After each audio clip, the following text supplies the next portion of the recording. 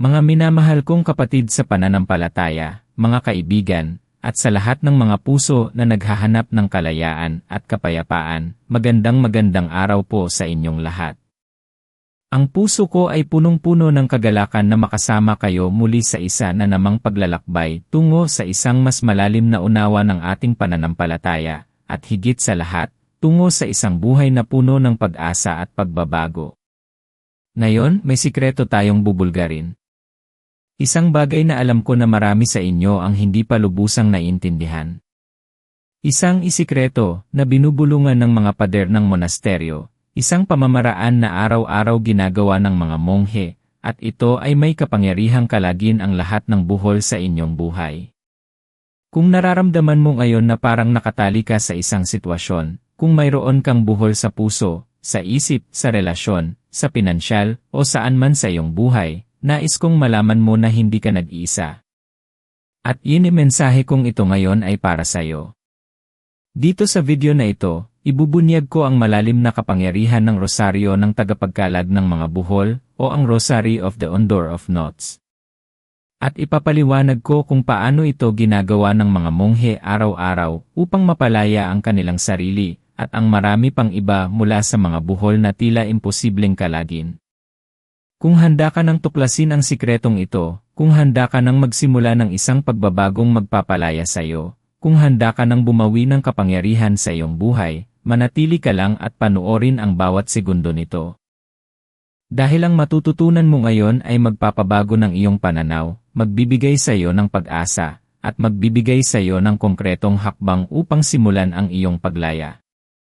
Isipin mo ito, isang araw, nagising ka, at nakita mong puno ng buhol ang lahat ng mahahalagang bagay sa buhay mo. Ang pisi ng iyong relasyon ay may buhol na mahirap kalagin. Ang tali ng iyong pinansyal na kalayaan ay tila pinagkaloob ng maraming buhol na hindi mo na alam kung saan magsisimula. Ang lubid ng iyong kalusugan ay nagkabuhol-buhol dahil sa stress at pag-aalala.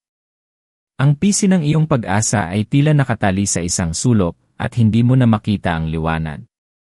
Ang pakiramdam na ito ay kilala ng marami sa atin. Ito ang pakiramdam ng pagiging balisa, ng pagkabigo, ng kawalan ng kontrol. Naramdaman ko rin yan noon, mga kapatid. Yung tipong, sa bawat buhol na sinusubukan mong kalagin, tila dalawa pa ang nadaragdag. At sa bawat araw na lumilipas, mas lalo kang nanghihina, mas lalong bumibigat ang pasanin sa iyong balikat. Kaya nga, ang una kong sasabihin sa iyo ay ito. Anumang buhol ang kinakaharap mo ngayon, gaano man ito kalaki, gaano man ito katali, hindi ito permanente. May paraan.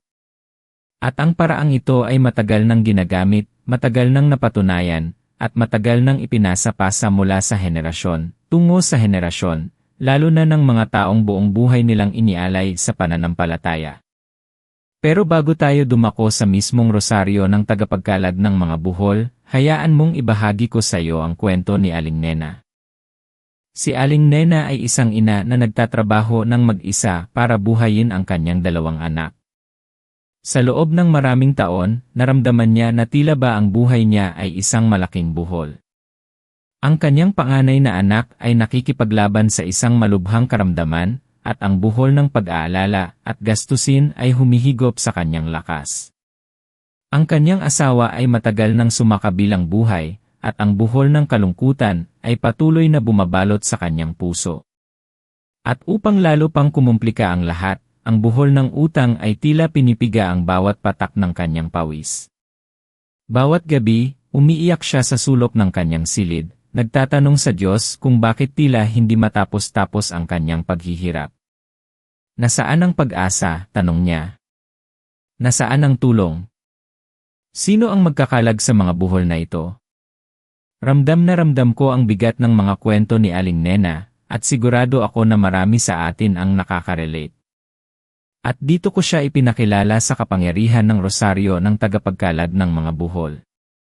Hindi ko inalok ang e-magic pill, kundi ang isang paraan upang maibalik niya ang kanyang pananampalataya, ang kanyang pag-asa, at ang kanyang kapangyarihan upang labanan ang mga buhol. Ang rosaryo ng tagapagkalag ng mga buhol ay isang debosyon kay mahal na ina, partikular sa kanyang titulo bilang mahal na birhen, tagapagkalag ng mga buhol. Nagsimula ito sa isang painting sa Germany noong ika-17 siglo na naglalarawan kay Maria na maingat na kinakalagan ang mga buhol mula sa isang mahabang laso, habang ang isang anghel ay iniaabot sa kanya ang isa pang laso na may buhol, at ang isa pa ay kinukuha ang lasong nakalagan na. Ang painting na ito ay isang napakagandang metapora para sa ating buhay. Ang laso ay ang ating buhay, at ang mga buhol ay ang ating mga problema, ang ating mga pagkakamali, ang ating mga kasalanan, ang mga pagsubok na nagpapahirap sa atin.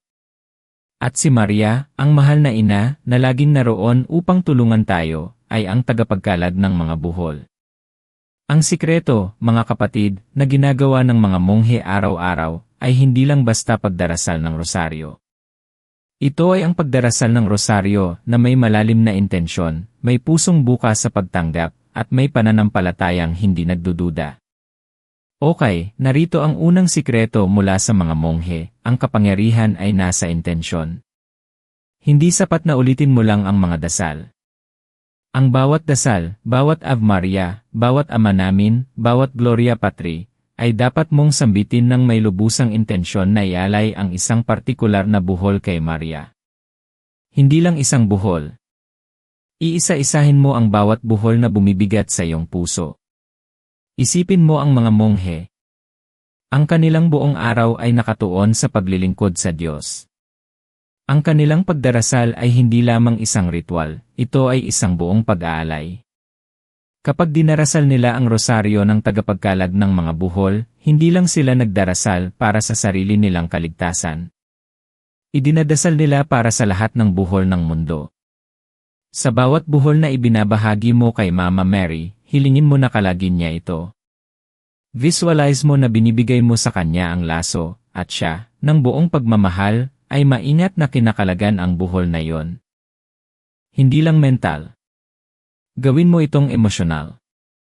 Ibigay mo sa kanya ang bigat, ang sakit, ang pag-aalala. Pangalawa, ang sikreto ay nasa konsistensya. Ang sabi sa title, binabasa ng mga monghe araw-araw. Hindi lang minsan. Hindi lang kapag may problema. Ang pananampalataya ay isang relasyon, at ang relasyon ay nangangailangan ng araw-araw na pagpapalalim. Sa kaso ni Aling Nena, sinimulan niya ang pagdarasal ng rosaryo ng tagapagkalag ng mga buhol araw-araw.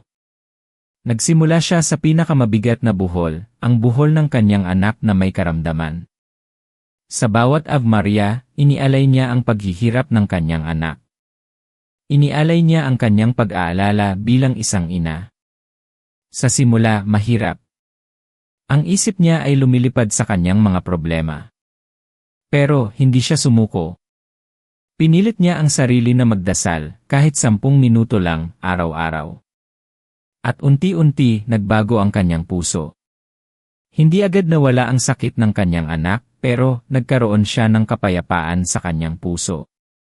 Ang kapayapaang ito ang nagbigay sa kanya ng lakas para ipagpatuloy ang paglalakbay. Ang konsistensya ay hindi lamang tungkol sa disiplina, ito ay tungkol sa pagpapalago ng tiwala. Sa bawat araw na dinarasal mo ang rosaryo, mas lalong lumalalim ang iyong tiwala kay Mama Mary at sa kapangyarihan ng Diyos na kumikilos sa pamamagitan niya. Maaaring naiisip mo ngayon, pero paano kung masyado nang malaki ang aking problema? Paano kung hindi na kayang kalagin ang aking buhol? Ito ang pangatlong sikreto, ang pagtanggap. Minsan, ang pinakamalaking buhol sa ating buhay ay ang buhol ng ating pagtanggi. Ang pagtanggi na may problema tayo, o ang pagtanggi na hindi natin kayang solusyonan ito, o ang pagtanggi na kailangan natin ng tulong. Ang mga monghe, sa kanilang buhay ng pagtalikod sa makamundong bagay, ay natutong tumanggap. Tumatanggap sila sa kalooban ng Diyos, kahit na mahirap itong intindihin. Tumatanggap sila sa kanilang mga kahinaan, at doon nila natagpuan ang kanilang lakas. Kapag idinadasal mo ang rosaryo ng tagapagkalag ng mga buhol, tanggapin mo kung ano ang nararamdaman mo. Tanggapin mo ang bigat ng iyong buhol. Tanggapin mo ang iyong pagkabigo. At sa pagtanggap na yon, doon mo sisimulan ang pagpapalaya. Hindi ka nagpapanggap na walang buhol. Inihaharap mo ito ng buong katapatan kay Maria, at doon mo binibigyan siya ng pahintulot na kumilos. Nagsimulang magbago ang buhay ni Aling Nena. Sa paglipas ng panahon, habang patuloy siya sa pagdarasal, unti-unting nakakalag ang kanyang mga buhol. Hindi agad-agad, hindi nang walang hirap, pero nakita niya ang mga himala. Nakahanap siya ng trabaho na mas malaki ang kita at mas malapit sa bahay, na nagpagaan sa buhol ng pinansyal. Nakahanap din siya ng support group para sa mga magulang na may anak na may karamdaman, at doon niya natagpuan ang mga kaibigan na nakakaintindi sa kanyang pinagdadaanan. Ang buhol ng kalungkutan sa kanyang puso ay unti-unting napalitan ng pag-asa at pasasalamat. Ang kanyang anak, sa biyaya ng Diyos at tulong ng mga doktor, ay unti-unting bumuti ang kondisyon. Hindi ito naging madali, pero ang kanyang konsistensya, ang kanyang intensyon, at ang kanyang pagtanggap ay nagbukas ng daan para sa mga pagbabago. Ito ang kapangyarihan na hindi lamang nararanasan ng mga monghe, kundi ng sinumang may puso na handang magtiwala at magdasal. Ngayon, paano mo ito gagawin? Paano mo sisimulan ang iyong paglalakbay ng pagkakakalag ng mga buhol? May praktikal na paraan ng mga monghe, isang pamamaraan na makakatulong sa iyo na magkaroon ng struktura sa iyong panalangin. At ito ang pang-apat na sikreto, ang pag-focus sa isang buhol kada misteryo. Hindi mo kailangang ilista ang lahat ng buhol mo ng sabay-sabay. Sa bawat misteryo ng rosaryo ang joyful, luminous, sorrowful, at glorious maaari mong ialay ang isang partikular na buhol. Halimbawa, sa unang joyful mystery, ang Annunciation, isipin mo ang buhol ng kawalan ng pag-asa. Ibigay mo ito kay Mama Mary. Sa ikalawang misteryo, ang Visitation, isipin mo ang buhol ng pagkabigo sa relasyon. At sa bawat Ave Maria, ulitin mo sa iyong isip o sa iyong puso ang iyong intensyon. Mama Mary, kalagin mo po ang buhol ng kawalan ng pag-asa sa aking puso. Mama Mary, kalagin mo po ang buhol ng pagkabigo sa aking relasyon. Ganito ang ginagawa ng mga monghe. Ang kanilang isip ay nakatuon sa bawat panalangin, sa bawat butil ng rosaryo, sa bawat buhol na iniaalay nila. Ginagawa nilang isang personal na karanasan ang bawat pagdarasal, hindi lamang isang obligasyon. Marahil ay nararamdaman mo ngayon ang pag-asa na unti-unting sumisibol sa iyong puso, tama ba? Kung ganoon, gusto kong malaman mo na hindi ka nag-iisa sa paglalakbay na ito. Maraming tao ang nakakaranas ng pagbabago sa pamamagitan ng rosaryo ng tagapagkalag ng mga buhol. Kaya, pakiusap, ibahagi mo sa akin sa comment sa ibaba kung saan ka nanonood ngayon at kung paano naramdaman ng iyong puso ang mensaheng ito. Ang iyong kwento ay nagbibigay inspirasyon hindi lang sa akin, kundi sa buong pamilya natin dito. At makakatulong ito sa akin na makagawa pa ng mas marami pang nilalaman na magbibigay ng pagbabago sa iyong buhay. Kaya huwag kang mahiyang magbahagi. Ang iyong boses ay mahalaga. Ang panglimang sikreto, at ito ay napakalalim, ay ang kapangyarihan ng pagpapatawad. Minsan, ang pinakamahirap na buhol na kalagin ay ang buhol na tayo mismo ang gumawa. Ang buhol ng pagkakamali, ang buhol ng galit, ang buhol ng hindi pagpapatawad sa sarili, o ang buhol ng hindi pagpapatawad sa iba. Ang mga monghe, sa kanilang buhay ng pagsisisi at pagbabalik loob, ay natutong magpatawad. Natututo silang bitawan ang mga pasanin ng nakaraan. Kapag nagdarasal ka ng rosaryo ng tagapagkalag ng mga buhol, maglaan ng oras upang tukuyin ang mga buhol na may kaugnayan sa pagpapatawad. Maaaring ito ay isang buhol ng galit na matagal mo nang kinikimkim sa isang tao. Maaaring ito ay isang buhol ng pagsisisi sa isang desisyon na nagawa mo noon. Sa sandaling maalala mo ang buhol na ito, iharap mo ito kay Mama Mary. Hilingin mo sa kanya na tulungan kang magpatawad. Hilingin mo na tulungan kang pakawalan ang pasanin. Dahil kapag nakapagpatawad ka, hindi lang ang ibang tao ang pinalaya mo, kundi ang sarili mo rin. Ang pagpapatawad ay hindi nangangahulugang kalimutan ang nangyari, kundi ang pagpili na huwag nang maging bilanggo ng nakaraan. Ito ang isa sa pinakamakapangyarihang buhol na maaari nating kalagin. Tandaan mo, mga minamahal, ang iyong buhay ay hindi isang aksidente. Ikaw ay hindi biktima ng sitwasyon. Ikaw ay nilikha na may layunin at may kapangyarihan kang baguhin ang iyong kalagayan. Ang rosaryo ng tagapagkalag ng mga buhol ay hindi isang magic trick. Ito ay isang espiritual na disiplina, isang gawa ng pananampalataya na nagpapalaya sa iyo mula sa mga kadena ng pag-aalala at pagkabigo. Ito ay isang paalala na mayroon kang mahal na ina na laging handang tumulong, laging handang makinig, laging handang kumilos. Ang iyong potensyal ay less malaki kaysa sa anumang buhol na kinakaharap mo ngayon. Ang iyong kasaysayan ay hindi nagtatapos dito. Ang pinakamaganda sa iyo ay hindi pa dumarating. Mayroon ka ng lahat ng kailangan mo sa loob ng iyong puso upang simulan ang pagbabagong ito. Isipin mo ang kaso ni Mang Tonyo. Isang dating seaman na maraming taon nang hindi nakakabalik sa Pilipinas, hindi na nakikita ang pamilya. Ang buhol niya ay ang matinding pangungulila at ang pagkabahala sa kalagayan ng kanyang mga anak na lumalaki nang wala siya. Araw-araw, dinadasal niya ang rosaryo ng tagapagkalag ng mga buhol, inaalay ang buhol ng pangungulila. Ibinibigay niya kay Mama Mary ang kanyang mga alalahanin, ang kanyang mga takot. Hanggang sa isang araw, nakahanap siya ng oportunidad na magtrabaho dito sa Pilipinas, malapit sa kanyang pamilya. Isang himala. Para sa kanya, ito ay bunga ng patuloy na panalangin at pagtitiwala. Ang buhol ng kanyang pangungulila ay nakalagan, at ang buhol ng kanyang pag-aalala sa pamilya ay napawi. Ito ay patunay na ang pananampalataya at pagtitiwala ay may malaking ginagampanan sa pagbabago ng ating mga sitwasyon. Ang bawat buhol ay may dahilan. Ang bawat pagsubok ay may aral. Ang bawat problema ay may solusyon. Pero minsan, kailangan natin ng tulong upang makita ang daan. At iyan ang ginagawa ni Mama Mary para sa atin. Siya ang gabay, ang tagapagkalag, ang ating ina na laging nandyan. Kaya, mga kapatid, simulan mo na ngayon. Kumuha ka ng iyong rosaryo. Kung wala ka, huwag kang mag-alala, maaari kang magdasal kahit wala. Ang mahalaga ay ang iyong puso at intensyon. Pumili ka ng isang buhol na pinakamabigat sa iyong puso ngayon. At sa bawat pagdarasal, ialay mo ito.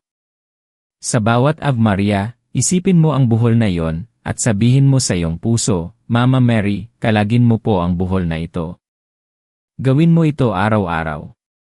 Gawin mo ito ng may konsistensya. Gawin mo ito ng may pagtanggap. At tandaan, ang pagpapatawad ay isang susi.